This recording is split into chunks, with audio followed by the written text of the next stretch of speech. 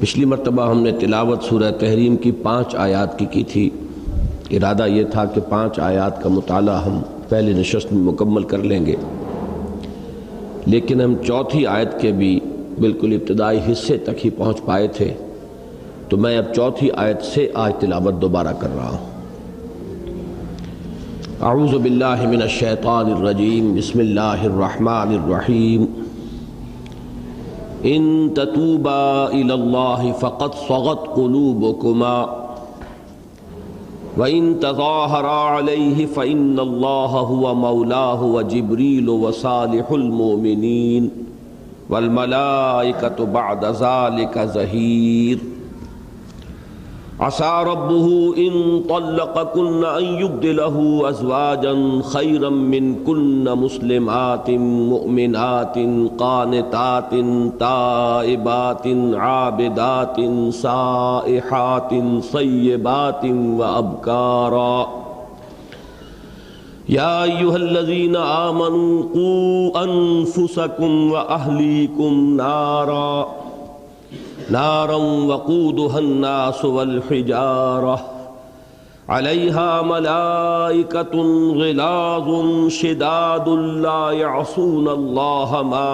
أمرهم ويفعلون ما يؤمرون يا أيها الذين كفروا لا تعتذروا اليوم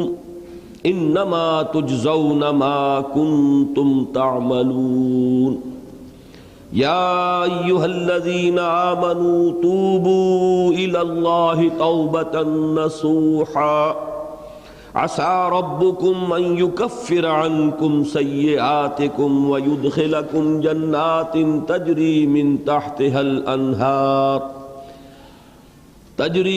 تحتها الأنهار يوم لا يخزي الله النبي والذين آمنوا معه نورهم يسعى بين أيديهم وبأيمانهم يقولون ربنا أتمم لنا نورنا واغفر لنا إنك على كل شيء قدير يا أيها النبي جاهد الكفار والمنافقين واغلظ عليهم ومأواهم جهنم وبئس المصير صدق اللہ العظیم۔ رب اشرح لی صدری ویسر لی امری واحلل عقدۃ من لسانی یفقہوا قولی۔ سورہ تحریم کی چوتھی آیت کے ابتدائی ٹکڑے کے بارے میں بڑی تفصیل سے میں یہ گفتگو کر چکا ہوں کہ اس میں فقط صغت قلوبکما کے ترجمے میں کچھ سہو ہوا ہے بعض حضرات سے کہ جن میں ہمارے اسلاف میں سے بڑی اہم شخصیات بھی شامل ہیں، اور میرے نزدیک یہ سہو ہوا ہے ایک خاص مکتب فکر کا، ایک مخالفانہ پروپیگنڈا جو ایک بہت ہی مؤثر ٹیکنیک کے ذریعے سے مسلسل تاریخ اسلامی کے دوران پھیلتا رہا اور وہ ذہنوں پر اثر انداز ہوتا رہا۔ یہ اس کا نتیجہ ہے، اسی کے ایک زیر اثر یہ صورتحال پیدا ہوئی ہے۔ الحمدللہ کہ اس دور میں جہاں اور بہت سے اعتبارات سے حق جو ہے وہ مبرہن ہو کر سامنے آ رہا ہے، اور اس طرح کے مغالطے رفع ہونے کی اللہ تعالیٰ کی جانب سے خصوصی صورتیں پیدا ہو چکی ہیں، تو اس معاملے میں بھی الحمدللہ کہ اس مغالطے کے رفع ہونے اور اصل حقیقت کے سامنے آنے کی بہت سی اللہ تعالیٰ کے فضل و کرم سے صورت بن چکی ہے۔ میں عرض کر چکا ہوں کہ عربی زبان میں 2 لفظ تو ایسے ہیں کہ جن کا دونوں طرف رجحان ہوتا ہے، اس میں الا یا من کے لفظ سے ایک جانب کا تعین ہوتا ہے۔ مالا الا کسی شے کی طرف مائل ہوا، مالا عن اس سے متنفر ہو گیا، لفظ وہی رہا میلان، لیکن حرف جار جو ہے بجائے الا کے عن ہو گیا، تو وہ گویا کہ اس سے نفور اور نفرت اور فرار یہ مفہوم پیدا ہو گیا۔ اسی طرح رغب الا کسی شے کی طرف راغب ہوا، اور رغب عن لفظ وہی ہے رغبت، اردو میں وہ ایک ہی معنی میں استعمال ہوتا ہے، لیکن عربی میں اس کے بعد عن کا صلہ آ گیا تو اس کے معنی ہے اس سے ہٹ گیا، اس سے متنفر ہو گیا، اس کو اس نے ناپسند کیا۔ اس کے بعد متعدد الفاظ ہیں، جیسا کہ میں پچھلی مرتبہ عرض کر چکا ہوں کہ مثلاً 4 الفاظ وہ ہیں کہ جو مالا یا رغب عنہ ہی کا مفہوم دیں گے، کسی شے سے ہٹ جانا، علیحدہ ہو جانا، دور ہو جانا. جیسے لفظ زیغ ہے، فلما زاغوا ازاغ اللہ قلوبہم. جور ہے، ارعوا ہے، انحراف تو اردو میں بھی مستعمل ہے، کسی چیز سے منحرف ہونا، ہٹ جانا. لیکن اسی طرح کے 4 الفاظ ہیں جس میں کسی شے کی طرف میلان جو ہے یہ گویا کہ تعیین کے ساتھ پایا جاتا ہے. توبہ کے معنی بھی کسی کی طرف لوٹنا، پلٹنا، رجوع کرنا. صغو، جس سے کہ یہ لفظ بنا ہے فقط صغت قلوبکما. اور التفات اردو میں بھی مستعمل ہے، کسی کی جانب ملتفت ہونا، متوجہ ہونا. بہرحال یہاں پر جو ترجمے میں نے خاصی تحقیق کر کے میں نے جمع کیے تھے، بہت سے فارسی تراجم، انگریزی تراجم اور اردو تراجم، تو ان میں یہ بات سامنے آتی ہے کہ شاہ ولی اللہ رحمہ اللہ ان سے بھی یہ خطا ہوئی ہے کہ انہوں نے اس آیت کا ترجمہ کیا ہے ہر آئینہ کج شدہ است دل شما. پھر بعض تراجم میرے سامنے اس وقت موجود ہے کہ جو ایرانی مترجمین کے ہیں، شیعوں کے، وہ تو ظاہر بات ہے کہ بالکل اسی مفہوم کے اندر راسخ ہیں، پختہ ہیں. یہ تو ان کا تو ایک خاص مکتب فکر ہے. لیکن یہ کہ ان کے صاحبزادے شاہ ولی اللہ کے شاہ رفیع الدین، انہوں نے بھی اپنے والد کا تتبع کیا ہے اور انہوں نے اردو ترجمے میں کج کا لفظ استعمال کیا. پس تحقیق کج ہو گئے ہیں دل تمہارے. لیکن انہی کے دوسرے بھائی شاہ عبد القادر رحمہ اللہ، انہوں نے اس کا صحیح لفظی مفہوم لیا ہے تو جھک پڑے ہیں دل تمہارے. جھک پڑنا، مائل ہو جانا، یہ گویا کہ صحیح لفظی ترجمہ ہے.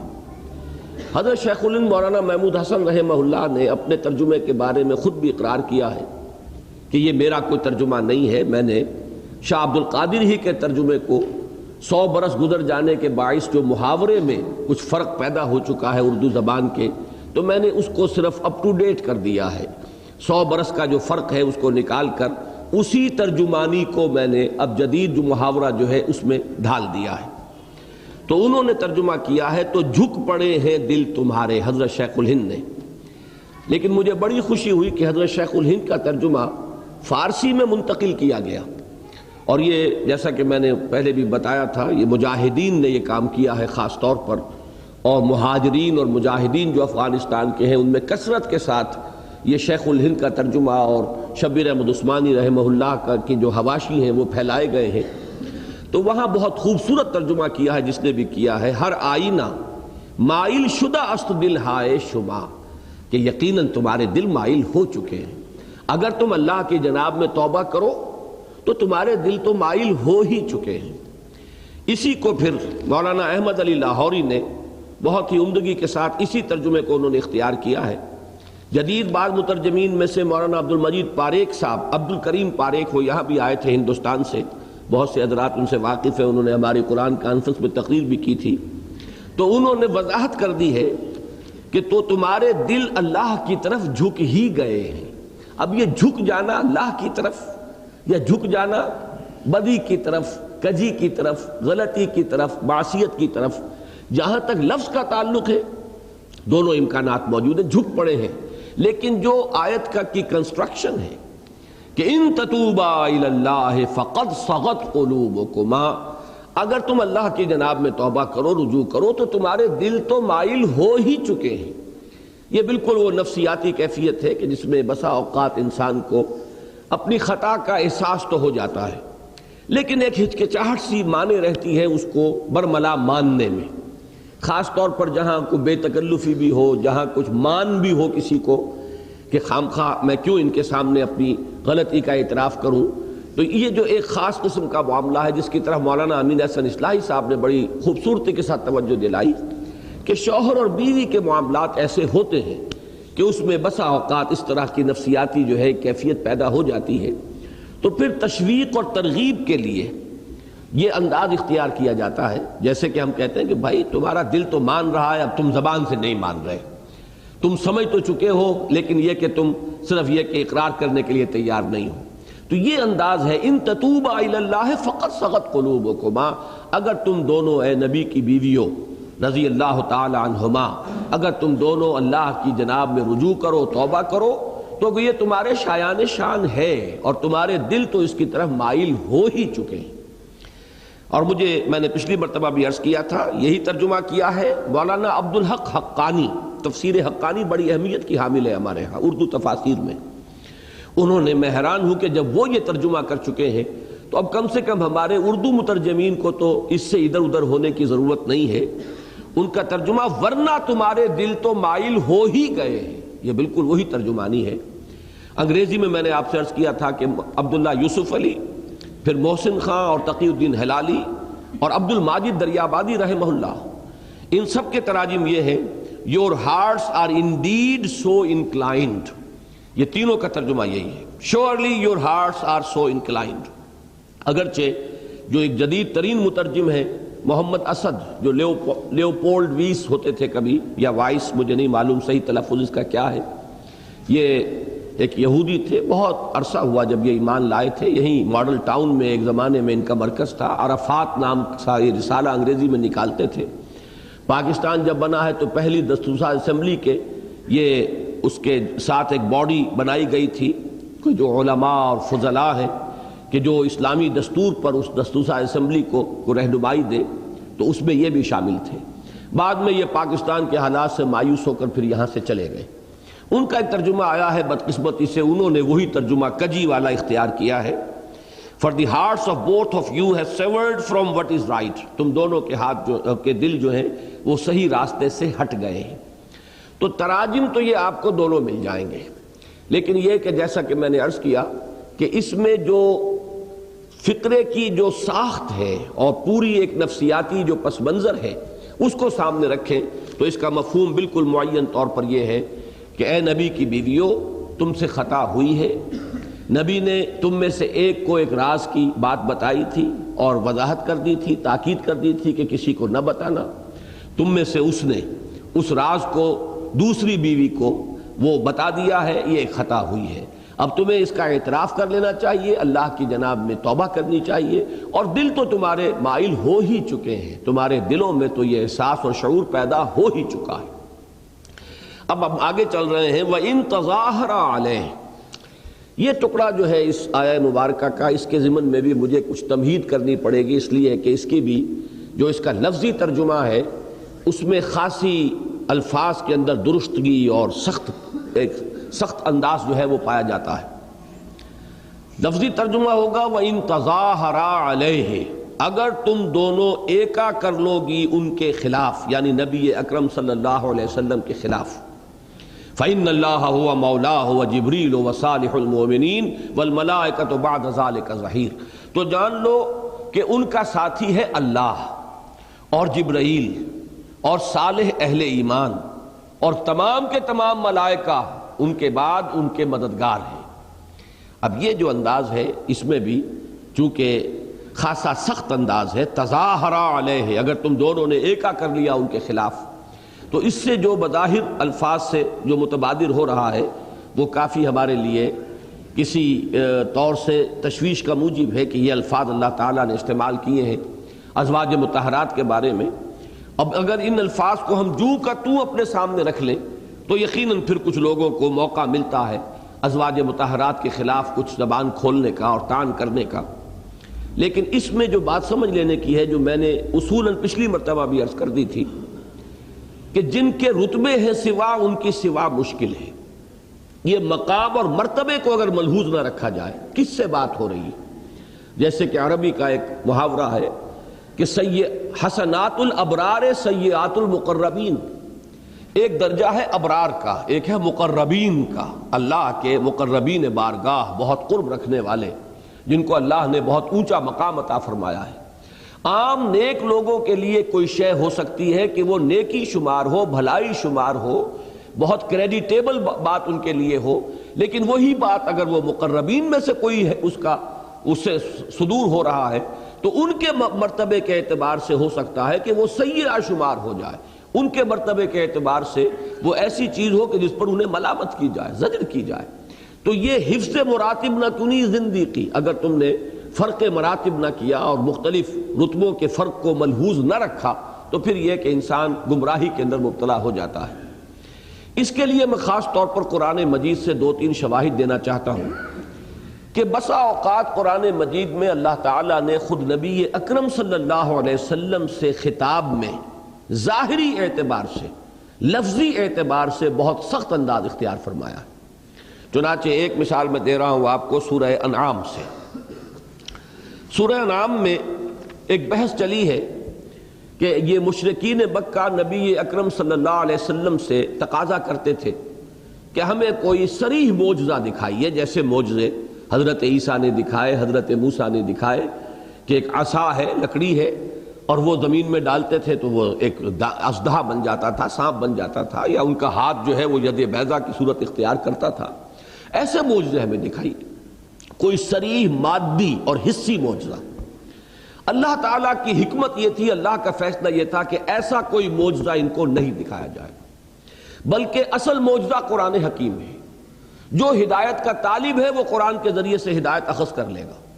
اور جو ہدایت کے طالب نہیں ہے لاکھ معجزے دکھا دیے جائیں وہ ایمان نہیں لاتے۔ حضرت مسیح علیہ السلام کے ذریعے سے اللہ تعالیٰ نے جو معجزے دکھائے ہیں اب ان سے اونچے کسی معجزے کا تصور نہیں کیا جا سکتا، یعنی حسی معجزہ، مادی معجزہ جو نگاہوں سے دکھائے دے کہ ایک پرندے بنایا انہوں نے، پرندے کی صورت گارے سے بنائی اور پھونک ماری اور اڑتا ہوا پرندہ بن گیا۔ یہ یوں سمجھیے کہ خلق حیات یہ اللہ تعالیٰ کا ایک خاص فعل ہے، اس کا بھی ظہور ہو رہا ہے حضرت عیسیٰ علیہ السلام کے ہاتھ سے۔ اسی طرح احیاء موتا، مردہ ہے اور فرمایا قم باذن اللہ، اور مردہ زندہ ہو گیا، کھڑا ہو گیا۔ اب یہ دو میں سمجھتا ہوں کہ آخری معجزے ہو سکتے ہیں جو کسی انسان کے ذریعے سے جن کا ظہور ہو۔ لیکن یہ کہ آپ کو معلوم ہے، تاریخ گواہ ہے کہ یہود نے پھر بھی حضرت عیسیٰ علیہ السلام کی تصدیق نہیں کی، ان پر ایمان نہیں لائے، انہیں جادوگر قرار دیا، اپنے طور پر تو انہوں نے سولی پر چڑھائی دیا۔ یہ دوسری بات ہے کہ اللہ تعالیٰ نے ان کے ساتھ کیا معاملہ کیا اور کس طرح انہیں اٹھایا، یہ علیحدہ بات ہے۔ تو حضور صلی اللہ علیہ وسلم کی بعثت کے ضمن میں اللہ کا یہ فیصلہ اٹل تھا کہ اصل معجزہ آپ کا یہ قرآن حکیم ہے۔ اب اگر کسی کو ہدایت کی طلب ہے تو قرآن سے وہ ہدایت اخذ کر لے گا، جو طالب نہیں ہے کوئی معجزہ بھی ان کی آنکھیں نہیں کھول سکے گا، اور معجزے کے دکھانے کے بعد، اس نوع کے معجزے کے دکھانے کے بعد پھر کوئی رعایت نہیں ہو سکتی قوم کے ساتھ۔ پھر اگر وہ ایمان نہیں لاتے تو قوم ہلاک کر دی جاتی ہے، ختم کر دی جاتی ہے۔ اور یہ رعایت اللہ تعالیٰ فرمانا چاہتے تھے اس امت کے ساتھ کہ اگر اس معجزے کو دیکھ کر بھی وہ ایمان نہیں لائے تو پھر تو یہ کہ مہلت ختم ہو جائے گی ان کی۔ ابھی ان کو مزید مہلت دینی ہے تاکہ ان میں جن کے اندر بھی کوئی خیر کی طلب ہے، کوئی ان کی فطرت کے اندر صلاحیت ہے، وہ راغب ہو جائیں، ایمان لے آئیں۔ یہ ہے پس منظر۔ اب اس میں کسی وقت ایسا ہوا ہو یا یہ کہ حضور کے دل میں یہ بات نہ آئی ہو، کچھ صحابہ کے دل میں پیدا ہو گئی ہو کہ اگر انہیں کوئی معجزہ دکھائی دیا جائے تو کیا حرج ہے، یہ مانیں گے نہیں تو کم سے کم زبانیں تو بند ہو جائیں گی۔ اس وقت تو حجت ہمارے خلاف قائم ہو رہی ہے کہ رسالت کا دعویٰ کر رہے ہو، ہمیں دعوت دے رہے ہو کہ ہم رسالت پر ایمان لائیں، اور کھلم کھلا معجزے جیسے خود مانتے ہو کہ پہلے رسولوں نے دکھائے،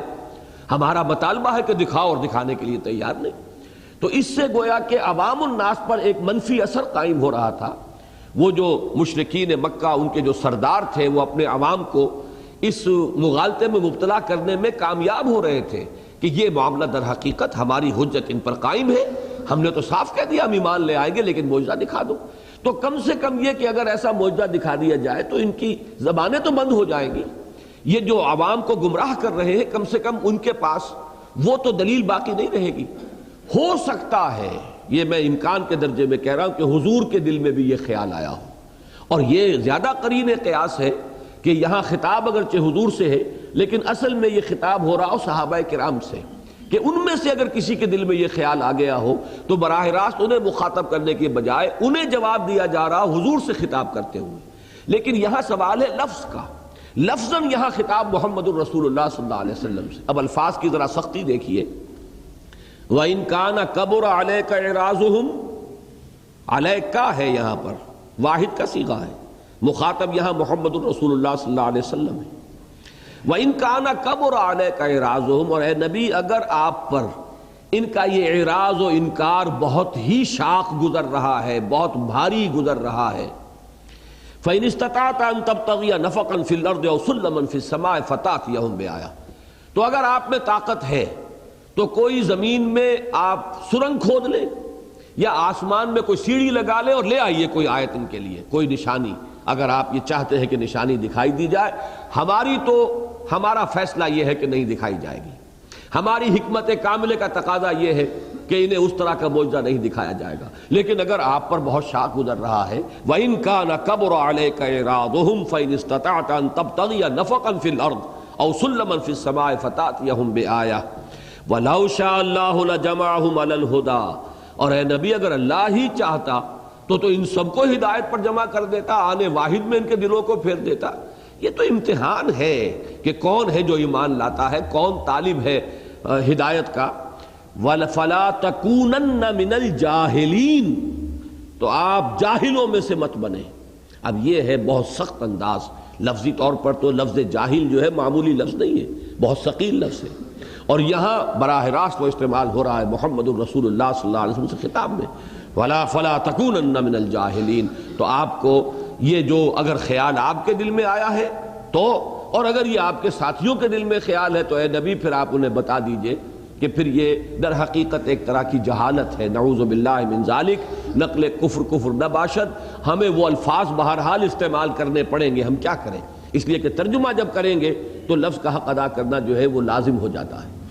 یہ انداز ہے خود محمد الرسول اللہ صلی اللہ علیہ وسلم سے خطاب کا۔ اصول میں بتانا چاہتا ہوں کہ در حقیقت یہاں مرتبے کو دیکھیے، مقام کو دیکھیے۔ کسی کے مرتبے اور مقام کے اعتبار سے کوئی تلخی اختیار کی جا رہی ہے، کوئی سخت انداز اختیار کیا جا رہا ہے، اس کو اپنے اوپر نہ قیاس کر لیجئے، بلکہ یہ کہ اس کے مفہوم کو سمجھیے، اس شخصیت کو سامنے رکھتے ہوئے کہ جس سے خطاب کیا جا رہا ہے۔ اسی کی دوسری مثال میں سورہ بنی اسرائیل سے دے رہا ہوں۔ سورہ بنی اسرائیل میں بھی وہ رد و قضا ہے کہ یہ کہہ رہے تھے مشرکین مکہ کہ اے نبی یہ قرآن جو ہے جو آپ پیش کر رہے ہیں یہ بہت ریجڈ ہے، اس کے اندر کوئی ترمیم کیجئے، کچھ نہ کچھ نرمی پیدا کیجئے، کچھ دنیا کا اصول ہے گیو اینڈ ٹیک، کچھ لیجئے کچھ دیجئے، کچھ منوائیے کچھ ہماری مانیے۔ یہ انداز تھا کہ اس کے اندر کوئی ترمیم کیجئے۔ فرمایا گیا وَإِن كَادُوا لَيَفْتِنُونَكَ عَنِ الَّذِي أَوْحَيْنَا إِلَيْكَ لِتَفْتَرِيَ عَلَيْنَا غَيْرَهُ، اور اے نبی یہ تو چاہتے تھے، تلے ہوئے تھے کہ آپ کو بچلا دیں اس چیز سے کہ جو ہم نے وحی کی ہے آپ کی طرف، تاکہ آپ کچھ اور چیز گھڑ کر ہماری طرف منسوب کر دیں۔ یہ تو خوش ہوں گے اسی طریقے سے، یہ چاہتے ہیں کہ آپ اپنی طرف سے کوئی شے گھڑ کر قرآن میں شامل کر دیں تاکہ کسی درجے میں ان کی بات بھی مان لی جائے اور ان کی دلجوئی بھی ہو جائے، ان کا تالیف قلب بھی ہو جائے۔ وَلَوْلَا أَن ثَبَّتْنَاكَ لَقَدْ كِدتَّ تَرْكَنُ إِلَيْهِمْ شَيْئًا قَلِيلًا، اور اے نبی اگر ہم نے ہی آپ کو جمائے نہ رکھا ہوتا تو کوئی عجب نہیں تھا کہ آپ ان کی طرف کچھ نہ کچھ مائل ہو ہی جاتے۔ اب اس کے بعد وہ لفظ آ رہے ہیں اِذًا لَأَذَقْنَاكَ ضِعْفَ الْحَيَاةِ وَضِعْفَ الْمَمَاتِ ثُمَّ لَا تَجِدُ لَكَ عَلَيْنَا نَصِيرًا، اگر ایسا ہو جاتا تو پھر ہم آپ کو عذاب دیتے، دگنا عذاب دنیا کا، اس زندگی کا، اور دگنا موت کا، اور پھر آپ کو کوئی مددگار نہ ملتا اپنے لیے ہمارے خلاف، ہماری پکڑ سے چھڑانے والا کوئی شخص نہ ملتا۔ اب یہ انداز ہے۔ تو میں صرف یہ عرض کرنا چاہ رہا ہوں کہ حضور صلی اللہ علیہ وسلم کا مقام اور مرتبہ دیکھیے۔ اب یہاں خطاب اللہ کا ہے، ایک تو یہ کہ مخاطب کون ہے اور مخاطب کون ہے، ان چیزوں کو سامنے نہ رکھا جائے تو ظاہری الفاظ سے تو دھوکہ ہو جائے گا۔ ظاہری الفاظ سے اگر آپ نے وہ مفہوم اخذ کیا تو گویا کہ پھر نبی اکرم صلی اللہ علیہ وسلم کی شان میں بھی ہمارے لیے بہت سی گستاخیوں کے راستے جو ہے کھل جائیں گے۔ اسی طرح سورہ کہف میں فرمایا گیا وَاصْبِرْ نَفْسَكَ مَعَ الَّذِينَ يَدْعُونَ رَبَّهُمْ بِالْغَدَاةِ وَالْعَشِيِّ يُرِيدُونَ وَجْهَهُ وَلَا تَعْدُ عَيْنَاكَ عَنْهُمْ تُرِيدُ زِينَةَ الْحَيَاةِ الدُّنْيَا، اے نبی اپنے آپ کو تھامے رکھیے، صبر کیجئے، ان لوگوں کی معیت کو غنیمت سمجھیے۔ اللہ نے جو یہ فقراء اور درویش جو آپ کے گرد جمع کر دیے ہیں، جو صبح و شام اس کو پکارتے ہیں اور اسی کی رضا کے جویا ہیں،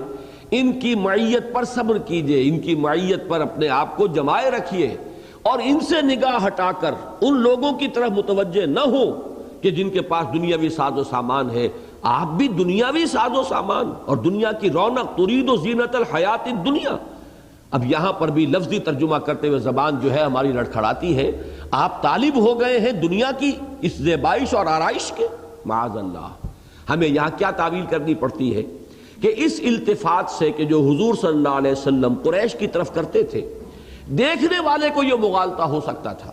کہ جیسے عام آدمی ہے وہ رؤوسا اور امراء سے متاثر ہوتا ہے، تو شاید محمد بھی صلی اللہ علیہ وسلم یہ بھی امیروں کی عمارت سے اور سرداروں کی سیادت سے اور چودھریوں کی چودراہٹ سے متاثر ہیں کہ ہم عام لوگوں کی طرف متوجہ نہیں ہوتے، غرباء اور فقراء کی طرف التفات نہیں فرماتے، بلکہ ان کی توجہ اور التفات جو ہے وہ ان امراء کی طرف اور سرداروں کی طرف. ترید زینت الحیات الدنیا. اسی لیے ہمارے ہاں بعض مترجمین نے یہاں استفہامیہ حمزہ جو ہے اس کو محذوف مانا ہے. اترید زینت الحیات الدنیا، کیا آپ طالب ہو گئے دنیا کی زندگی کے اور دنیا کی زیبائش اور آرائش کے؟ لیکن یہ کہ جو کچھ اس وقت نظر آ رہا تھا اس میں ایک امکان تھا کہ کسی دیکھنے والے کو یہ محسوس ہوتا، حالانکہ ہمیں معلوم ہے معاذ اللہ ثم معاذ اللہ کہ اس کا کوئی امکان نہیں ہے. حضور اگر ان کی طرف التفات فرماتے تھے تو اس لیے کہ اگر وہ ایمان لے آئے تو پھر یہ غرباء اور فقراء جو اس وقت کی جو پرسیکیوشن کی چکی میں پس رہے تھے، انہیں شدید ترین مصائب کا سامنا تھا، ان کے لیے کوئی سہولت ہو جاتی. جیسے کہ حضرت عمر ایمان لے آئے، حضرت حمزہ ایمان لے آئے، تو ظاہر بات ہے کہ ان کے ایمان لانے کے بعد پھر یہ ان غرباء اور فقراء اور مسلمان جو اہل ایمان جو غلاموں کے طبقے میں سے تھے انہیں ایک سہارا ملا ہے. معلوم ہوا کفار کو بھی اب سوچنا پڑا کہ اب ہمارے مد مقابل بھی لوگ موجود ہیں، سرداران قریش میں سے کچھ لوگ جو ہیں اب ان کے ساتھ شامل ہو چکے ہیں. تو یہ در حقیقت انہی کی بھلائی کے لیے، انہی فقراء اور غرباء کی مصلحت کے لیے یا پھر دین کی مصلحت کے لیے کہ الناس علی دین ملوکہم، اگر یہ سردار ایمان لے آئیں گے پورا قبیلہ ایمان لے آئے گا. اس اعتبار سے یہ مصلحتیں تو پیش نظر ہو سکتی تھی، لیکن ترید زینت الحیات الدنیا، معاذ اللہ ثم معاذ اللہ ثم معاذ اللہ. تم طالب ہو گئے ہو دنیا کی اس حیات دنیاوی کی زیبائش اور آرائش اور زینت کے. یہ ایک بات ہے جو کہی گئی ہے، لفظ ضرور ہے کہ جو قرآن مجید میں آئے ہیں، ترجمہ جب کیا جائے گا تو بہرحال ان الفاظ کا حق ادا کیا جائے گا، لیکن یہ کہ ان الفاظ کی ہم توجیہ کریں گے کہ یہ سختی جو ہے جو ظاہری الفاظ سے متبادر ہو رہی ہے حقیقتاً وہ یہاں پر مراد نہیں. یہ اصول اور بھی میں مثالیں دے سکتا ہوں، لیکن اس وقت جو ہے اس اصول کو سامنے رکھیے تو ازواج مطہرات سے بھی جو گفتگو اس وقت ہو رہی ہے اس کو اسی ایک اصول جب ہمارے سامنے آ گیا ہے تو اسی کے ذریعے سے ہم ہر جگہ پر بات کو سمجھیں گے کہ اگرچہ بظاہر یہاں جو انداز تخاطب ہے اس میں سختی ہے، لیکن یہ کہ اس سختی کو ہم جیسا کہ ظاہری الفاظ سے متبادر ہو رہی ہے ہم اس پر محمول نہیں کریں گے بلکہ اس کی توجیہ اور تعویل کریں گے. فرمایا وَإِن تَظَاهَرَ عَلَيْهِ، اگر تم دونوں ایک آ کر لو. اب اس کی زیادہ سے زیادہ صورت جو محسوس ہوتی ہے وہ یہ ہے کہ یہ دونوں حضرت حفصہ حضرت عائشہ رضی اللہ تعالی عنہما، ان دونوں کے اندر یوں سمجھیے کہ اس قدر باہمی جو ہے الفت تھی، باہمی اعتماد تھا کہ انہیں جب یہ محسوس ہوا کہ نبی اکرم صلی اللہ علیہ وسلم کچھ ناراض ہیں کسی معاملے پر، تو ان دونوں نے گویا کہ ایک دوسرے کے ساتھ ہمدردی کرتے ہوئے، جیسا ہوتا ہے شوہر اور بیویوں کے مابین، دونوں نے بھی کچھ روٹھنے کی شکل اختیار کی، جس کی طرف کے اس کے پہلے حصے میں اشارہ ہو چکا ہے کہ ان تتوبا الی اللہ فقد صغت قلوبکما وان تظاہرا علیہ. تو جان لو کہ یہ بات جو ہے یہ کہاں سے کہاں تک جا پہنچے گی. اگر ہمارے نبی کے خلاف تم نے یہ طرز عمل اختیار کیا، جہاں یوں سمجھیے کہ انگلی رکھنے کا امکان ہے وہاں تو پھر پوری عمارت بھی تعمیر ہو سکتی ہے. تمہارا یہ رجحان اگر آگے بڑھ گیا، اگر اس کے اندر کہیں اور اضافہ ہو گیا تو پھر تم اس کا جو نتیجہ نکلتا ہے وہ سمجھ لو کہ اس کا نتیجہ یہ ہے کہ گویا کہ یہ اعلان جنگ ہے اللہ کے خلاف. جیسے کہ ایک حدیث میں آتا ہے، یہ حدیث قدسی ہے کہ من عاد لی ولیا فقد آذنتہ بالحرب، جس شخص نے میرے کسی ولی کے ساتھ دشمنی کی اس کے خلاف میرا اعلان جنگ ہے. جیسے کہ سود کے کاروبار سے متعلق قرآن مجید میں آیا ہے کہ یہ پھر اللہ اور اس کے رسول کی طرف سے پھر اذان جنگ ہے، پھر گویا کہ اعلان جنگ ہے. تو یہ انداز ہوتا ہے سختی کا. تو یہاں فرمایا کہ اس بات کے اندر جو کچھ مضمر ہے حقیقت اس کو پہچانو. میں نے یہ سورہ حجرات کے ضمن میں بھی یہ بات واضح کی ہے کہ ایک معاملہ کہ جو خاص تھا صحابہ کرام کے ساتھ اکثر ہماری نگاہوں سے وہ اوجھل ہو جاتا ہے، جس کی وجہ سے ہم تشویش میں مبتلا ہو جاتے ہیں اور مغالطوں میں مبتلا ہو جاتے ہیں. ہمارا معاملہ کیا ہے؟ ہمارے لیے حضور کی صرف ایک حیثیت ہے اور وہ یہ کہ وہ اللہ کے رسول ہیں. اور تو کوئی ہمارا رشتہ نہیں، کوئی ہمارا براہ راست آپ سے اس نوعیت کا تعلق نہیں کہ جیسا صحابہ کرام کا تھا۔ صحابہ کرام میں معاملہ یہ کہ حضرت حمزہ ایک اعتبار سے امتی ہیں حضور کے، لیکن دوسرے اعتبار سے چچا ہے، چچا بزرگ ہوتا ہے، بڑا ہوتا ہے، اس اعتبار سے حضور صلی اللہ علیہ وسلم سے گویا کہ وہ اس رشتے کے اعتبار سے ایک بلندتر مقام پر ہے۔ حضرت عباس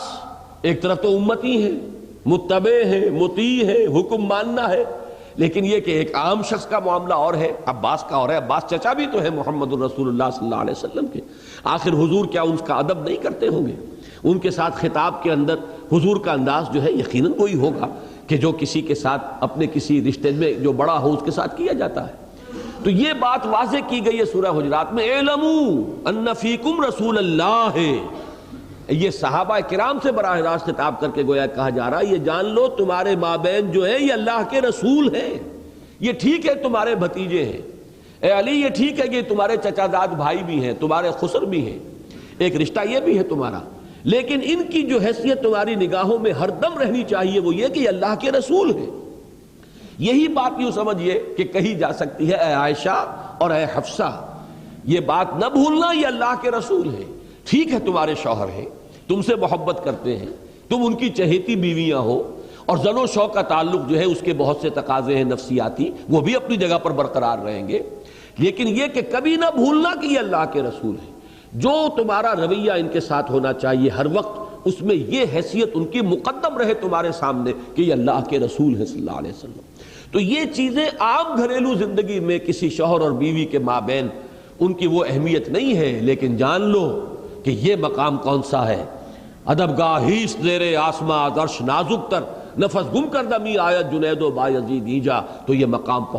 پہچانو، وَاعْلَمُوا أَنَّ فِيكُمْ رَسُولَ اللَّهِ لَوْ يُطِيعُكُمْ فِي كَثِيرٍ مِّنَ الْأَمْرِ لَعَنِتُّمْ، اگر تم اپنی بات ان پر ٹھوسو گے، ان سے اپنی بات منوا لو گے، اگر یہ تمہارے آپ کی پیروی کرنے لگے تو تم مشکل میں پڑ جاؤ گے۔ یہ سورہ حجرات کی آیت ہے اور میں اس کے حوالے سے یہ مضمون وہاں تفصیل سے بیان کر چکا ہوں، یہاں میں چاہتا ہوں کہ اس ڈائمنشن کو بھی ایڈ کر لیجئے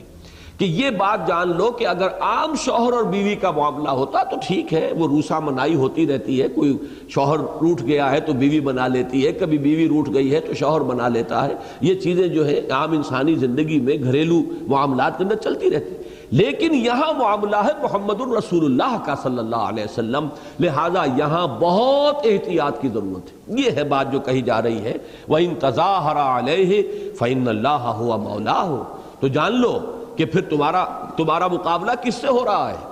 کہ رسول کے پیچھے تو اللہ تعالیٰ کی تقویت ہے، اللہ تعالیٰ کی مدد ہے، اللہ کی تائید ہے، اور اللہ تعالیٰ کی طرف سے حمایت ہے۔ فَإِنَّ اللَّهَ هُوَ مَوْلَاهُ وَجِبْرِيلُ، اور جبرائیل علیہ الصلاۃ والسلام، وصالح المومنین، اور ویسے تو یہاں پر مراد ہے تمام صالح اہل ایمان، لیکن بعض روایات سے معلوم ہوتا ہے کہ خاص طور پر حضرت عمر اور حضرت ابوبکر رضی اللہ تعالی عنہما یہاں مراد ہے، اس لیے کہ دونوں کو شاید ہو سکتا ہے کہ دل کے اندر غیر شعوری طور پر یہ بھی خیال ہو کہ ہمارے والد وہ ہیں جو حضور کے دست و بازو ہیں، حضور کے قریب ترین ساتھی ہیں، گویا کہ اس پہلو سے بھی ان کے دل میں یہ بات آئی ہو۔ چنانچہ میں ابھی آپ کو ایک قول سناؤں گا حضرت عمر کا جس میں اس کی طرف اشارہ ہے، اور بعد میں فرمایا وَالْمَلَائِكَةُ بَعْدَ ذَلِكَ ظَهِيرٌ، یہ گویا کہ یہاں پر حصر ہو رہا ہے کہ تمام ملائکہ وہ تو ان کے مددگار ہیں، پشت پناہ ہیں، تو جان لو کہ اگر تمہارے دل میں کہیں بھی کوئی ان کے خلاف ایکا کرنے کی کوئی صورت پیدا ہو گئی تو پھر یہ تمہارے مقابلے میں کون ہے اس کو پہچان لو۔ یہ بھی وہ تحدید کا انداز ہے، یہ بھی اسی ایک کسی چیز کے اندر جو امکانات مضمر ہوتے ہیں اس آخری امکان کو کھول کر سامنے رکھ دیا جائے، جیسے ترید و زینت الحیات الدنیا، تم طالب ہو گئے ہو دنیا کی زندگی کے زیبائش اور آرائش اور زینت کے، حالانکہ اس کا کوئی امکان نہیں۔ تو اسی طریقے سے الفاظ کے ظاہر پر نہ جائیے بلکہ ان کے مقام اور مرتبے کے اعتبار سے اس کی تعویل کیجیے۔ اس میں عرض کر دوں کہ یہ حصہ جو ہے اس کا وَإِن تَظَاهَرَ عَلَيْهِ یہاں سے اور پھر اگلی آیت جو ابھی آئے گی ہم پڑھیں گے، ان کے بارے میں اکثر مفسرین نے ایک جوڑ ملایا ہے۔ ایک تو یہ ہو سکتا ہے کہ اس کے بعد جمع کا صیغہ آ رہا ہے، عَسَىٰ رَبُّهُ إِن طَلَّقَكُنَّ أَن يُبْدِلَهُ أَزْوَاجًا خَيْرًا مِّنكُنَّ، اب جمع کا صیغہ آ رہا ہے، تو گویا کہ صرف دو مخاطب ہوں لیکن بعد میں جنرلائز کرنے کے لیے اس کا جمع کا صیغہ اختیار کر لیا گیا، اور یہ بھی امکان موجود ہے۔ لیکن اکثر حضرات نے مفسرین نے اس کا جوڑ ملایا ہے اس واقعہ ایلا سے، جس کا ذکر تفصیل سے سورہ احزاب میں ہو چکا ہے۔ سورہ احزاب میں یہ واقعہ مذکور ہے کہ حضور صلی اللہ علیہ وسلم کے ازواج مطہرات نے کچھ مطالبہ کیا کہ ہمارے نفقے میں، خرچ میں کچھ اضافہ ہونا چاہیے، اور یہ بات کوئی ایسی غلط نہیں تھی، اس لیے کہ انہیں نظر آ رہا تھا کہ اب تو حالات کافی بدل چکے ہیں، مال غنیمت کثرت کے ساتھ آ رہا ہے، عام مسلمانوں کے گھروں میں بھی اب کشادگی ہے اور سہولت ہے، آسانیاں ہے، تو ہمارے اوپر بھی اس معاملے میں کچھ حق ہمارا بنتا ہے کہ سہولت ہو جائے، ہمارے لیے بھی کچھ کشادگی ہو۔ اور اس میں چونکہ اس کو بھی بعض لوگوں نے کہ جن کے دلوں میں وہ زیغ ہے اور جن کے دلوں میں ایک بغض ہے صحابہ سے اور خصوصاً ازواج مطہرات سے، انہوں نے اس واقعے کو بھی بہت نمک مرچ لگا کر بیان کیا ہے۔ میں اسی لیے کہہ رہا ہوں کہ اس میں کوئی ایسی بات جو ہے نہ کوئی یعنی یہ کوئی غیر معقول بات تھی، نہ خلاف واقعہ تھی۔ ٹھیک ہے، جب سب مسلمانوں کے اوپر تنگی تھی تو اگر حضور کے گھروں میں بھی تنگی تھی تو بات سمجھ میں آتی تھی۔ اب اگر سب جگہ پر اب آسانی ہو گئی ہے تو آخر ان کا بھی حق ہے کہ ان کے لیے بھی کچھ نہ کچھ سہولت ہو جائے۔ اور میں مزید اس کی وضاحت کے لیے عرض کرنا چاہتا ہوں کہ یہی معاملہ بعین ہی حضرت فاطمہ کا ہوا ہے رضی اللہ تعالی عنہ۔ انہوں نے بھی تو جا کر حضور سے کہا تھا کہ حضور دیکھیے یہ کندھے کے اوپر نشان پڑا ہوا ہے، مشکیزہ میں خود لے کر آتی ہوں پانی بھر کر کنویں سے، اس کی وجہ سے نشان پڑ گیا ہے۔ یہ دیکھیے چکی پیسنے سے یہ گٹے پڑ گئے ہیں، یہ سختی ہے، تو آپ کوئی مجھے کنیز یا کوئی خادم جو ہے کوئی غلام مجھے بھی عنایت فرما دیں۔ تو معلوم ہے کہ حضور نے کیا جواب دیا، جو جواب حضرت فاطمہ کو دیا تھا وہی جواب ازواج مطہرات کو دیا۔ حضرت فاطمہ کا معاملہ صرف فرق یہ ہے کہ قرآن مجید میں نہیں آیا، حضور نے یہ فرمایا حضرت فاطمہ سے کہ بیٹی یہ چیزیں اوروں کے لیے ہیں، تمہارے لیے نہیں ہیں، تمہیں تو میں اس سے کہیں بہتر شے دے رہا ہوں۔ یہ تسبیح فاطمہ جو نماز کے بعد آپ یہ 33 مرتبہ سبحان اللہ اور 33 مرتبہ الحمدللہ اور 33 یا 34 مرتبہ اللہ اکبر پڑھتے ہیں، یہ تسبیح فاطمہ ہے۔ مطالبہ یا جو بھی درخواست تھی وہ تو تھی اس بات کی کہ مجھے دنیا کی کوئی سہولت ہو جائے، آسانی ہو جائے، کوئی غلام کنیز سارے کام کے گھر کے جو ہے مجھے کرنے پڑ رہے ہیں، لیکن حضور نے جواباً یہ کہا کہ تمہارے لیے نہیں ہے یہ چیزیں۔ اسی طرح کا معاملہ ازواج مطہرات کے ساتھ ہوا، ان کا مطالبہ کوئی غیر معقول نہیں تھا، انہوں نے جو چیز طلب کی تھی وہ بالکل مطابق واقعہ بھی تھی، جو حالات کے اندر تبدیلی پیدا ہو چکی تھی اس کے اعتبار سے سراسر معقول، لیکن یہ کہ چونکہ یہ ازواج مطہرات کا معاملہ تھا لہذا قرآن مجید میں آپ کو معلوم ہے آیت تخیر نازل ہو گئی کہ اے نبی کی بیویوں طے کر لو، اگر تمہیں دنیا چاہیے فتعالین امتعکن واسرحکن سراحا جمیلا، اے نبی ان سے کہہ دیجئے اگر تم دنیا اور اس کی زیبائش اور آرائش کی طالب ہو تو میرے گھر میں تو وہ شے نہیں آئے گی، اگر تمہیں وہی مطلوب ہے تو آؤ کہ میں تمہیں دے دلا کر رخصت کر دوں گا، پھر میرے گھروں میں نہیں رہ سکتی، اور اگر تمہیں اللہ چاہیے اور اللہ کا رسول چاہیے تو بہرحال یہی سختیاں جھیلنی ہوگی۔ اور انہوں نے یہ آیت تخیر کہلاتی ہے، اور تمام ازواج مطہرات نے جو ہے پھر جو اختیار اللہ نے دیا تھا اور اللہ کے رسول کی طرف سے آیا کہ اگر دنیا چاہتی ہو تو میں دنیا تمہیں دوں گا لیکن گھر سے رخصت کر دوں گا، اور اگر اللہ اور اس کے رسول کی طالب ہو تو پھر یہی سختی جھیلنی پڑے گی۔ تو انہوں نے بالاتفاق یہ کہا کہ ہمیں اللہ اور اس کا رسول چاہیے۔ تو یہ واقعہ جو ہوا ہے اسی کے ضمن میں تفاصیل آتی ہے کہ تقریباً ایک مہینے، بلکہ تقریباً نہیں پورا ایک مہینہ جب زیادہ مطالبہ ازواج مطہرات کا بڑھ گیا تھا اور انہوں نے ایک طرح کا ایکا کر لیا تھا، یہ یوں سمجھیے جدید اصطلاح میں سمجھا رہا ہوں جیسے ٹریڈ یونینزم ہوتی ہے کہ مل کر جو ہے کسی جگہ کام کرنے والے اپنا مطالبہ پیش کریں تو وہ اس کو مل کر پیش کرنے میں اس میں ایک وزن پیدا ہو جاتا ہے۔ تو یہ ایک ایکا تھا تمام ازواج مطہرات کا کہ ہم سب کا یہ متفقہ مطالبہ ہے کہ ہمارے نفقے کے اندر اضافہ کیا جائے اور ہمارا جو خرچ ہمیں ملتا ہے اس میں کچھ اضافہ کیا جائے۔ تو وہ تظاہرہ جو یہاں لفظ آ رہا ہے اس کی ایک مناسبت پیدا ہوتی ہے اس ایکے کے ساتھ کہ جو اس وقت تمام ازواج مطہرات نے جمع ہو کر اور وہ حضور صلی اللہ علیہ وسلم سے اپنا مطالبہ منوانے کے ضمن میں کیا تھا، لیکن یہ کہ ایک ماہ تک حضور نے لا تعلقی اختیار کیے رکھی، اسی میں یہ افواہیں بھی اڑ گئیں کہ حضور نے طلاق دے دی ہے اور بہت لوگ پریشان ہوئے۔ حضرت عمر کے بڑے تفصیلی واقعات اس میں آئے ہیں روایات میں احادیث میں،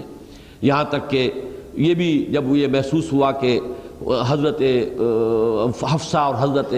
عائشہ رضی اللہ تعالی عنہما خاص طور پر ان کے پاس گئے کہ تم نے یہ کیا غلط طرز عمل اختیار کیا ہے. ڈانٹا ڈپٹا حضرت ام سلمہ کے پاس پہنچ گئے تو انہوں نے البتہ وہ بہت تلخ جواب دیا حضرت عمر کو کہ اے عمر تمہارا معاملہ عجیب ہے، تم ہر چیز میں دخل دیتے ہو، ہوتے ہوتے یہاں اب پہنچ گئے ہو کہ نبی اکرم صلی اللہ علیہ وسلم اور ان کی ازواج کے معاملے میں بھی اب تم دخل دے رہے ہو. تو وہ چپ ہو کر واپس آ گئے. لیکن یہ کہ ایک تشویش جو ہے وہ بہت رہی. اس کے ضمن میں ایک واقعہ ہے کہ جو مسلم شریف میں ایک قول نقل ہوا ہے، حضرت عبداللہ ابن عباس رضی اللہ تعالی عنہما اس کے راوی ہیں کہ حضرت عمر نے یہ فرمایا کہ جس وقت یہ صورتحال تھی تو میں حضور کی خدمت میں حاضر ہوا اور میں نے ان سے یہ عرض کیا کہ حضور آپ اتنے پریشان کیوں ہیں؟ ظاہر بات ہے کہ حضور پر بھی اب یہ 1 ماہ کا لا تعلقی کا معاملہ ازواج سے اور چہمے گوئیاں جو ہو رہی تھیں، پورے چھوٹا سا مدینہ ایک قصبہ تھا اور پھر حضور کا معاملہ تھا، یہ کسی عام مسلمان کا تو معاملہ نہیں تھا. تو میں سمجھتا ہوں کہ پورے ہر گھر میں جو ہے اسی کا چرچا ہو رہا ہوگا. تو حضور کے پاس حاضر ہو کر حضرت عمر فرماتے کہ میں نے عرض کیا کہ آپ پریشان کیوں ہوتے ہیں؟ آپ اگر ان سب کو طلاق دے دیں تو اللہ تعالیٰ آپ کے لیے ان سے کہیں بہتر بیویاں جو ہے آپ کو عطا کر دے گا، اور اللہ آپ کا ساتھی ہے، پشت پناہ ہے. جبرائیل اور میکائیل آپ کے ساتھی اور پشت پناہ ہے، اور میں اور ابو بکر آپ کے ساتھی ہیں، اور تمام اہل ایمان آپ کے ساتھ ہیں. لہذا یہ آپ گمان نہ کریں کہ اگر آپ کو انتہائی قدم بھی اٹھا لیں گے. اب خاص طور پر کیوں کہا میں اور ابو بکر؟ اس لیے کہ ان کی اپنی بیٹی کا ایک معاملہ ہے. ایک جاہلانہ جو تصور کبھی ہوتا تھا وہ یہ ہے کہ کسی کی بیٹی کو طلاق دے دی ہے تو ظاہر بات ہے اس کا رد عمل جو ہے وہ شدید ہو سکتا تھا اس کے اپنے میکے والوں پر اور اس کے والد پر اور بھائیوں پر. تو انہوں نے یہ بات عرض کی کہ آپ بالکل اس میں کوئی تشویش اپنے دل کے پاس نہ آنے دیں، اگر آپ ان سب کو طلاق دے دیں تو کوئی پرواہ نہیں، اور میں اور ابو بکر بھی آپ کے ساتھ ہیں، اور تمام اہل ایمان جو ہے صالح المومنین وہ آپ کے ساتھ ہیں، ملائکہ جو ہے آپ کے پشت پناہ ہے، اللہ آپ کا ساتھی ہے. تو حضرت عمر فرماتے ہیں کہ شاذ ہی کبھی ایسا ہوا ہے کہ میں نے کوئی بات کہی ہو اور قرآن مجید میں اس کی تصویب نہ آ گئی ہو. یہ بہت سی مثالیں ہیں اصل میں کہ حضرت عمر کے دل میں ایک خیال پیدا ہوتا تھا اور تقریباً جن الفاظ میں وہ اسے ادا کرتے تھے تقریباً انہی الفاظ میں قرآن مجید کے اندر پھر وحی کا نزول ہو جاتا تھا ان کی رائے کی تصویب میں. جیسے کہ اسیران بدر کے معاملے میں ہوا، جو رائے حضرت عمر کی تھی رضی اللہ تعالی عنہ، قرآن مجید میں اسی کی تصویب ہوئی. حجاب اور پردے کے معاملے میں، شراب کے معاملے میں، یہ سے پہلے حضرت عمر رضی اللہ تعالیٰ عنہ نے کہنا شروع کیا تھا کہ اب اس کے بارے میں پابندیاں لگنی چاہیے، آخری حکم آ جانا چاہیے، اور پھر بعین ہی انہی الفاظ کے اندر قرآن مجید میں وہی نازل ہو گئی. تو اس آیت کے الفاظ بھی وہی ہیں، فَإِنَّ اللَّهَ هُوَ مَوْلَاهُ وَجِبْرِيلُ وَصَالِحُ الْمُؤْمِنِينَ وَالْمَلَائِكَةُ بَعْدَ ذَلِكَ ظَهِيرٌ. تو پھر اللہ ہے ان کا پشت پناہ اور مددگار، اور جبرائیل ہے اور صالح اہل ایمان ہیں جن میں ٹاپ پر ہیں حضرت عمر اور حضرت ابو بکر رضی اللہ تعالی عنہما، اور پھر یہ کہ کل کے کل ملائکہ جو ہے ہمارے نبی کے پشت پناہ اور مددگار ہیں. تو یہ انداز اختیار کیا گیا ہے یہاں. ایک طرح سے سرزنش کہہ سکتے ہیں آپ کہ جو بھی طرز عمل تم اس وقت اختیار کر رہی ہو اس کے اندر یہ کچھ مضمر ہے. پھر نبی کے مقام کو گویا کہ سمجھنے میں تم سے یا عملی اعتبار سے اس میں کچھ کمی ہو رہی ہے، کوتاہی کا صدور ہو رہا ہے. اور یہ بات چھوٹی سی ہے لیکن تل کے اوٹ میں پہاڑ ہوتا ہے، اس کے پیچھے یہ سب کچھ پھر مضمر ہے. وَإِن تَظَاهَرَا عَلَيْهِ فَإِنَّ اللَّهَ هُوَ مَوْلَاهُ وَجِبْرِيلُ وَصَالِحُ الْمُؤْمِنِينَ وَالْمَلَائِكَةُ بَعْدَ ذَلِكَ ظَهِيرٌ. اب اگلی آیت جو ہے اس میں تقریباً وہ مضمون آ گیا ہے. واقعہ یہ کہ اس کی مناسبت زیادہ بنتی ہے واقعہ ایلا کے ساتھ، لیکن چونکہ یہ وہاں سورہ احزاب میں نہیں بلکہ سورہ تحریم میں ہے تو ایک امکان یہ بھی ہے کہ وہی دو کا معاملہ ہو لیکن اب اس کے اندر مزید جنرلائز کر کے اور اس کو جمع کے صیغے سے بات کو لے آیا گیا ہو. عسیٰ ربہ ان طلقکن، قریب ہے کہ اس کا رب یعنی حضور کا رب اللہ تعالی، عسیٰ ربہ ان طلقکن، کہ اگر وہ تم سب کو طلاق دے دے، ان یبدلہ، تو وہ بدل دے اللہ ان کو، ازواجن خیرا منکن، ایسی بیویاں جو تم سے بھی بہتر ہوں، مسلمات مومنات قانتات تائبات عابدات سائحات سیبات وابکارا. یہ اوصاف جو ہے خاص طور پر جو جمع کیے گئے یہاں ان کا بھی ایک بڑا گہرا ربط اور ان کی ایک مشابہت ہے. سورہ احزاب میں بھی یہ الفاظ آئے ہیں اور وہاں وہ مردوں اور عورتوں کے لیے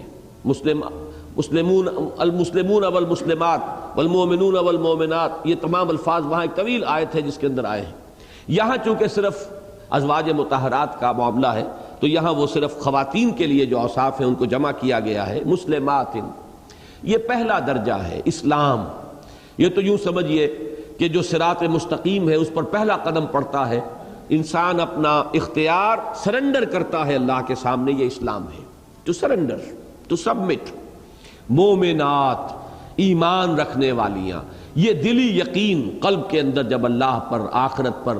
اور وحی پر یہ یقین پیدا ہو جاتا ہے تو یہ اب ایمان ہے۔ مسلمات مومنات قانتات، فرما برداری کرنے والیاں۔ فرما برداری یہ دونوں معنی یہاں پہ دے رہا ہے لفظ، ایک اللہ کی فرما برداری اور ایک شوہروں کی فرما برداری، اس لیے کہ یہی لفظ آیا ہے سورہ نساء کے اندر، فالصالحات قانتات حافظات للغیب بما حفظ اللہ۔ نیک بیویاں وہ ہیں کہ جو اپنے شوہروں کی فرما بردار ہوتی ہیں۔ تو یہ دو طرفہ، اللہ کے لیے بھی فرما برداری اور شوہر کے لیے بھی فرما برداری۔ بلکہ ایک حدیث میں آتا ہے کہ بعض لوگ وہ ہیں کہ جنہیں اللہ تعالیٰ دوہرا اجر و ثواب عطا فرماتا ہے، وہ اللہ کی اطاعت کرتے ہیں تو عام لوگوں کے مقابلے میں انہیں دوہرا اجر و ثواب ملتا ہے۔ ایک مثلاً غلام ہے، غلام اللہ کی بندگی کر رہا ہے تو ایک عام آزاد آدمی ہے، اس کے لیے وہ پابندیاں نہیں ہیں، لیکن غلام کو اپنے آقا کی بھی اطاعت کرنی ہے، ان لمیٹیشنز کے باوجود وہ اللہ کی اطاعت کر رہا ہے تو دوہرے اجر و ثواب کا مستحق ہو گیا۔ اسی طرح عورت وہ اپنے شوہر کی بھی اطاعت کر رہی ہے اور اس حال میں اس لمیٹیشن کے ساتھ وہ اللہ کی اطاعت کا بھی حق ادا کر رہی ہے تو گویا کہ اسے دوہرا اجر و ثواب اللہ کے ہاں ملے گا۔ تو فرمایا مسلمات مومنات قانتات تائبات، توبہ کرنے والیاں۔ یہ توبہ ایک تو آگے آئے گا آج تفصیل کے ساتھ معاملہ، ایک تو یہ کسی معین کوئی خطا ہوئی انسان کو کے ذریعے کے انسان سے اور پھر وہ اس پر توبہ کر رہا ہے، ایک یہ مستقل وصف ہے کہ ایک طرح کا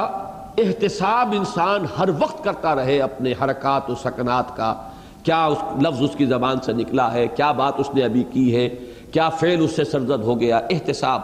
اور جتنا یہ شدید احتساب ہوگا انسان کا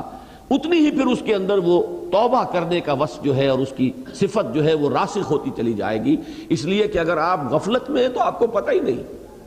کہ آپ نے اس وقت کیا غلط حرکت کی ہے، بالکل غیر شعوری طور پر، غیر ارادی طور پر آپ سے بہت سی غلطیں ہم سے سب سے ہوتی رہتی ہیں۔ اب یہ جن کو ہم صغائر کہتے ہیں، وہ صغائر وہی تو ہیں کہ جس کے اندر ہمارا کوئی قصب جو ہے، دل کا ارادہ داخل نہیں ہوتا۔ آپ نے کہیں بیٹھے ہوئے کسی کے بارے میں بری بات کہہ دی، حالانکہ آپ کی نیت غیبت کی نہیں تھی، لیکن اس وقت آپ کی زبان سے ایک بات نکل گئی ہے۔ یہ چیزیں جو ہیں اگر انسان کی اپنی نگاہ جو ہے احتساب کی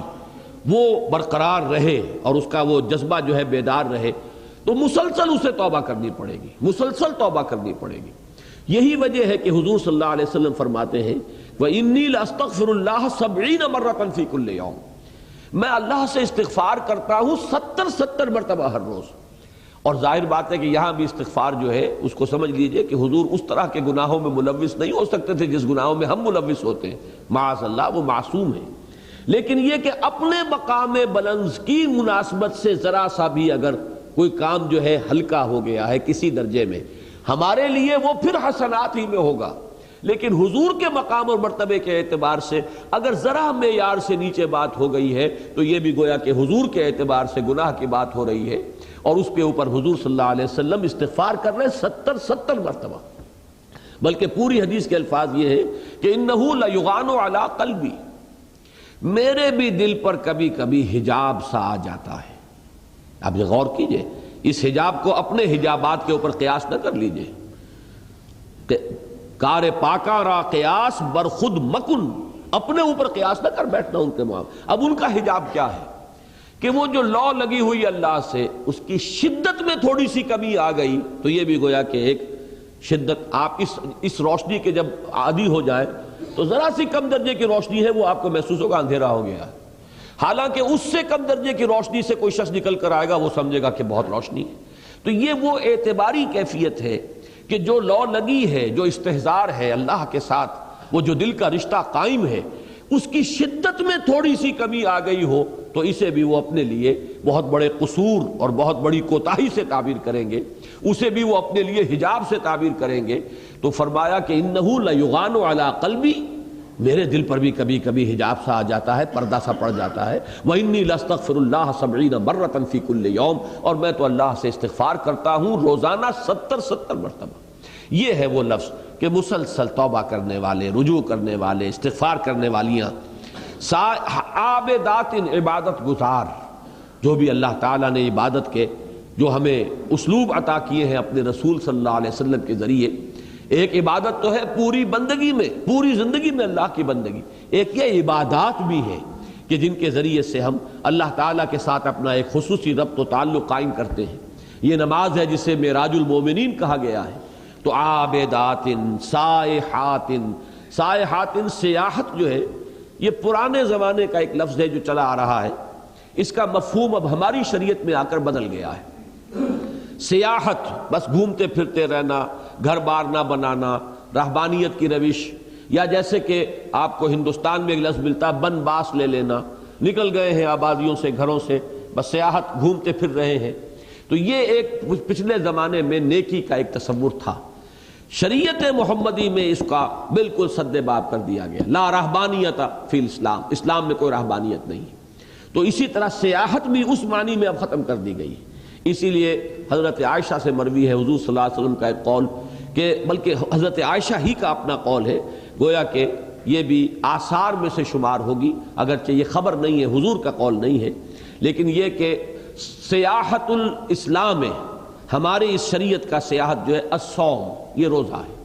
روزے میں ایک مشابہت پیدا ہو جاتی ہے کہ اسی طرح سے کھانا پینا، لذات نفسانیہ جو ہے ان سے انسان اپنے آپ کو روک کر رکھتا ہے۔ اسی لیے اکثر ہمارے مترجمین نے سائحات کا ترجمہ کیا ہے روزہ رکھنے والیاں۔ یہ گویا کہ ایک ترجمانی کے طور پر، لفظی ترجمہ یہ نہیں بنے گا، سائحات سیاحت اختیار کرنے والیاں، یعنی لذات دنیاوی سے کنارہ کشی اختیار کرنے والیاں۔ جو ریاضت ہے، جس حد تک دین کے اندر اس کی اجازت ہے، اس تک تو انسان اس کو اختیار کرے۔ سیبات و ابکارا، اب یہ ان کے لیے دو لفظ آئے ہیں۔ ایسی عورتیں بھی ہوتی ہیں جن کی پہلے کہیں شادی ہوئی ہو اور وہ ایک ازدواجی زندگی کا تجربہ رکھتی ہوں، اور ایک وہ جو کنواریاں ہیں۔ لیکن یہاں پر ایک عجیب بات ہے کہ سیبات، عام تصور سے تو انسان جو ہے وہ کنواری جو عورت ہے اس کے بارے میں زیادہ لوگوں کا تصور ہوتا ہے کہ وہ زیادہ قابل قدر ہے نکاح کے لیے، لیکن یہاں سیبات کا لفظ پہلے لایا گیا ہے۔ اس میں یہ کہ بعض پہلوؤں سے واقعہ یہ ہے کہ جنہیں ازدواجی زندگی کا پہلے تجربہ ہو چکا ہو،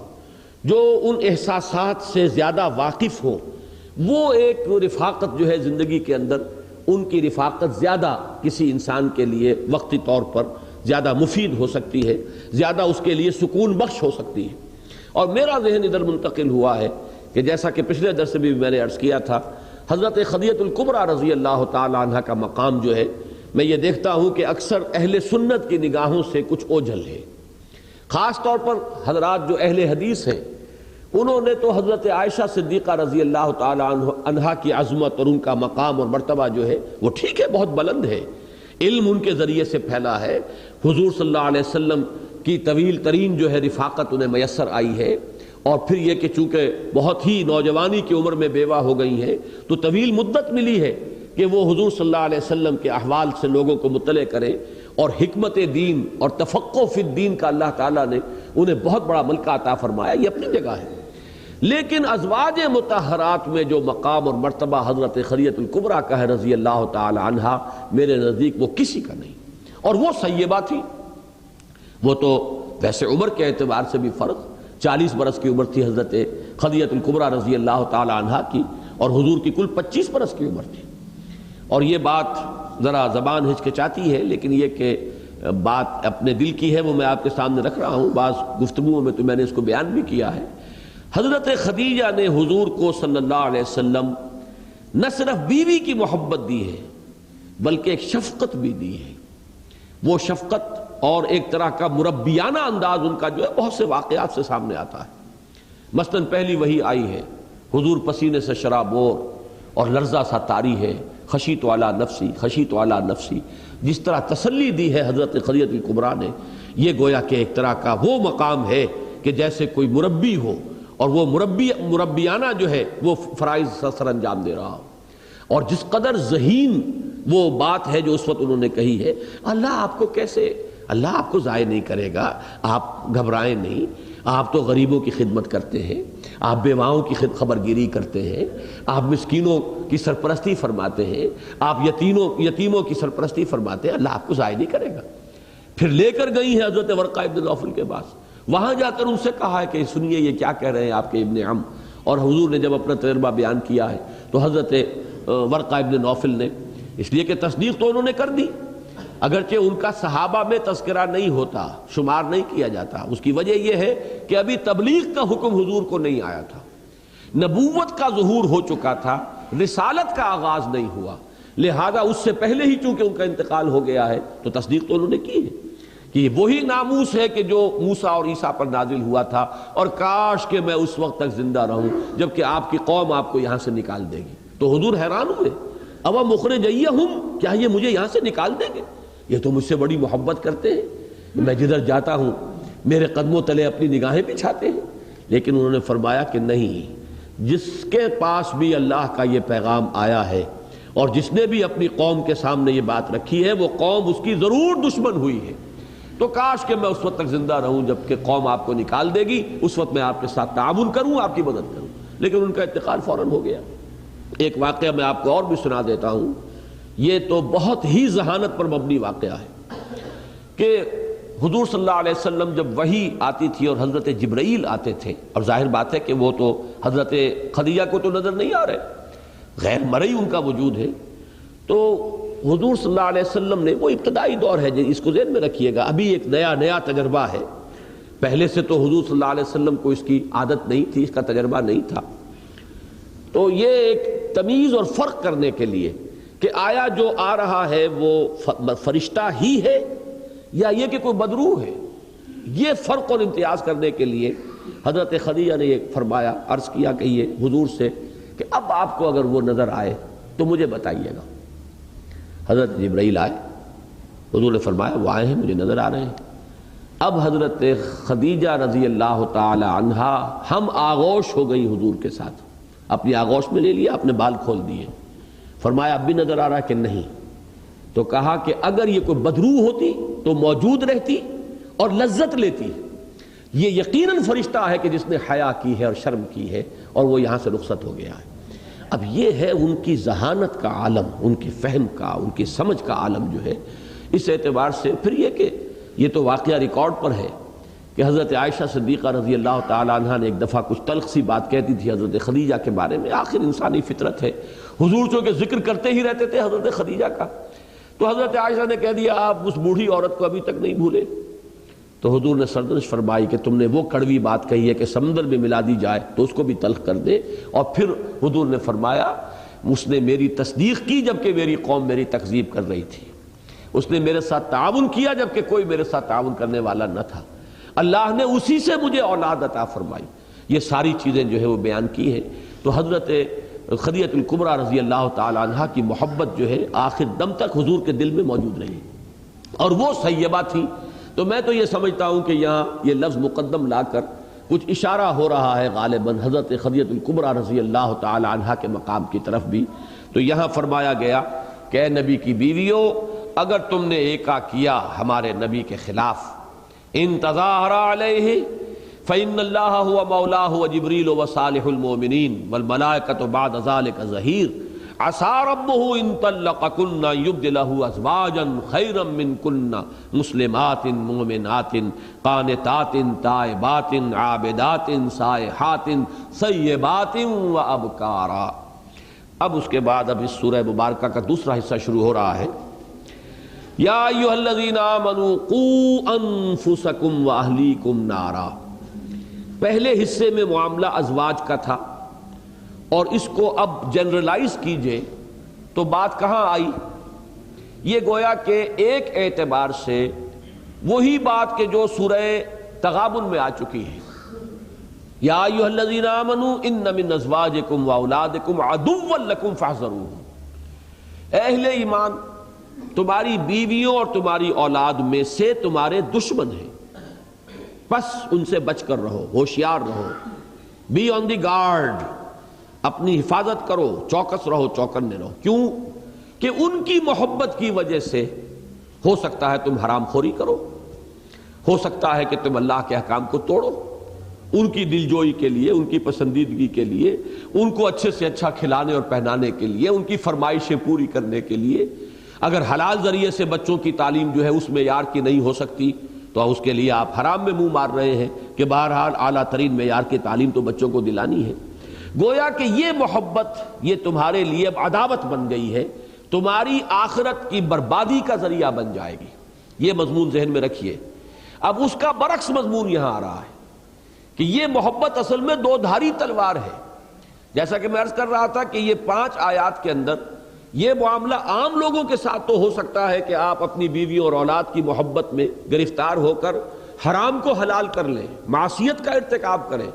ظاہر بات ہے نبی کے لیے اس کا کوئی امکان نہیں تھا۔ ایک تھوڑی سی بات اس کے مقابلے میں 1 کروڑ میں 1 کی نسبت نہیں ہے کہ ایک چیز حلال تھی اور بیویوں کی رضا جوئی کے لیے آپ نے قسم کھا لی اس کے استعمال کرنے کی، تو اس کے اوپر سرزنش ہو گئی اور پکڑ ہو گئی، یا ایھا النبی لم تحرم ما احل اللہ لک تبتغی مرضات ازواجک۔ لیکن اب اس کا دوسرا رخ ہے، یہی محبت اب تمہاری طرف سے اپنی بیویوں اور اپنے اہل و عیال اور اپنے اولاد کی، اس کا نتیجہ یہ نکل سکتا ہے کہ تمہارے لاڈ پیار کی وجہ سے وہ بگڑ جائیں۔ ایک تو یہ کہ ان کی محبت میں گرفتار ہو کر تم حرام خوری کے اندر مبتلا ہو جاؤ، تم راہ حق سے منحرف ہو جاؤ، تم غلط چیز کے اندر ملوث ہو جاؤ۔ ایک یہ کہ تمہاری محبت اور تمہارا لاڈ پیار انہیں بگاڑ دے۔ یہ ہے در حقیقت دوسرا پازیٹیو رول کہ جو گھریلو زندگی میں جو بھی خاندان کا سربراہ ہے یہ اس کا رول ہونا چاہیے۔ نہ صرف یہ کہ اپنے آپ کو بچائے، یہ تو ایک رخ ہوا، اپنے آپ کو بچاؤ کہیں ان کی محبت کی وجہ سے تم کسی غلط حرکت کے اندر ملوث نہ ہو جاؤ۔ ایک یہ فرمایا جا رہا کہ نہیں، اب تمہارا پازیٹیو رول ہے کہ انہیں بھی بچاؤ آخرت کے اس عذاب سے اور جہنم کی اس آگ سے۔ یا ایھا الذین آمنوا قوا انفسکم واہلیکم نارا، اہل ایمان بچاؤ اپنے آپ کو اور اپنے اہل و عیال کو آگ سے۔ یہ ایک بہت ہی اہم تصور ہے کہ جو بدقسمتی سے ہمارے ذہنوں سے اس وقت بالکل نکل چکا ہے۔ عام طور پر ہم یہ سمجھتے ہیں کہ ہمارے اوپر اہل و عیال کی ذمہ داری کیا ہے؟ نان نفقے کی ذمہ داری ہے، ان کو پالنا ہے، پوسنا ہے، کھلانا ہے، پلانا ہے، تعلیم دلانی ہے، انہیں کسی بچیاں ہیں تو انہیں پال پوس کر انہیں ان کے گھروں تک پہنچانا ہے، ان کی شادی کرنی ہے، اور بیٹے ہیں تو ان کے لیے کوئی ایسا اہتمام کہ وہ باعزت روزی حاصل کر سکیں، معاشرے میں باعزت مقام، یہ ہم نے کل سمجھا ہوا ہے۔ حالانکہ خاندان کے سربراہ کی حیثیت سے اس سے کہیں مقدم ذمہ داری یہ ہے کہ یہ اللہ نے تمہارے چارج میں اپنے کچھ بندے دیے، مخلوق اللہ کی ہے، اللہ نے تمہارے چارج میں دیے ہیں، تمہاری تحویل میں دیے ہیں۔ اب ان کو آگ سے بچانے کی کوشش، ان کو جہنم سے بچانے کی کوشش، ان کی عاقبت سنوارنے کی کوشش مثبت طور پر اگر تمہاری طرف سے نہیں ہو رہی ہے تو تم عند اللہ جواب دو ہوگے، اللہ کے ہاں تمہاری مسئولیت ہوگی، تم سے پرسش ہوگی اور پوچھ گچھ ہوگی۔ یہ وہ رول ہے کہ جو ایک بندہ مومن کو اپنی گھریلو زندگی کے اندر مثبت طور پر اپنے سامنے رکھنا ہوگا۔ اس کے لیے مثلاً بڑی پیاری حدیث ہے کہ حضور نے فرمایا کلکم راعٍ وکلکم مسئول عن رعیتہ، تم میں سے ہر ایک کی حیثیت ایک چرواہے کی ہے۔ راعی چرواہا، چرواہے کے چارج میں بھیڑیں بکریاں یا اگر گائیں بھینسیں دی گئی ہیں تو ظاہر بات ہے وہ مسئول ہے، وہ بھیڑ کیوں واپس نہیں آئی، وہ بکری جو ہے کہاں گئی، وہ گائے یا بھینس جو ہے جو تمہاری تحویل میں تھی وہ کہاں ہے، پوچھ گچھ ہوگی۔ اسی طریقے سے حضور نے فرمایا کہ جس کو اللہ حکومت دے دیتا ہے وہ تو تمام جو لوگ ہیں اس ملک کے اندر رہنے والے ان کا ذمہ دار اور مسئول ہے، اللہ کے ہاں پوچھا جائے گا اس نے ان کے خیر اور فلاح اور صلاح کے لیے کیا کیا، کیا محنت کی۔ اپنی سی کوشش کوئی شخص کر گزرے، پھر اگر کسی کے اندر اثر پذیری کا مادہ ہی نہیں ہے تو اس کا جواب دے پھر وہ اللہ کے ہاں وہ خود ہوگا۔ یہ شخص بری ذمہ ہو گیا اگر اپنی امکانی کوشش اس نے کر لی۔ پھر حضور نے فرمایا ہر شخص جو گھر کا سربراہ ہے اپنے اہل و عیال کے بارے میں مسئول ہے اللہ کے ہاں۔ پھر فرمایا کہ جو خاتون خانہ ہے،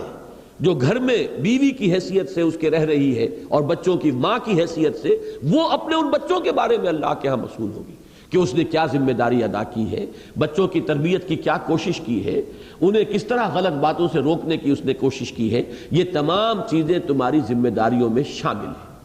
یا ایھا الذین آمنوا قوا انفسکم واہلیکم نارا، اہل ایمان بچاؤ اپنے آپ کو اور اپنے اہل و عیال کو آگ سے۔